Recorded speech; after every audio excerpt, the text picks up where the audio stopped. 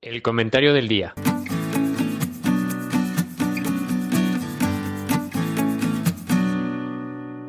Arturo Damarnal presenta de economía y otras cosas. En abril de 2020, la inflación anual fue 2.15%. Un año después, en abril pasado, fue 6.08%.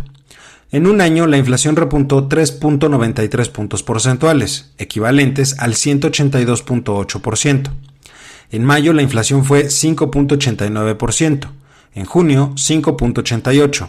En julio, 5.86%.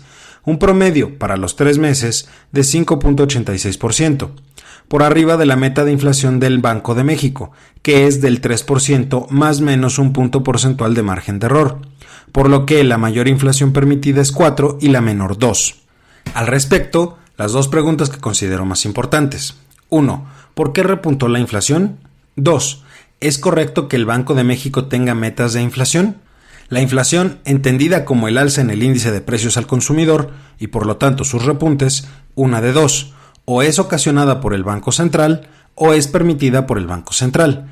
Cualquiera que sea la causa del repunte en la inflación, el Banco Central tiene responsabilidad, o lo ocasionó o lo permitió, ocasionando o permitiendo la pérdida en el poder adquisitivo del dinero que, desde el momento en el cual el trabajo se paga con dinero, es también la pérdida en el poder adquisitivo del trabajo, con el impacto que ello tiene sobre el bienestar de las familias, siendo que el desempeño de una economía debe medirse a nivel de la economía familiar, del bienestar de sus miembros, y a ese nivel una variable importante es el poder adquisitivo del trabajo y por lo tanto del dinero que se pierde con la inflación. No tengo suficiente espacio para analizar si el más reciente repunte en la inflación lo causó o lo permitió y lo causó el Banco de México.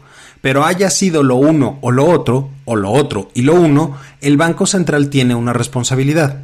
Y la pregunta no debe ser qué tan eficaz será en el aumento de la tasa de interés interbancaria, la TI, la herramienta del Banco de México para combatir la inflación. Si la inflación aumenta, la TI debe aumentar y si baja, debe bajar, para revertir el repunte inflacionario, sino por qué repuntó la inflación.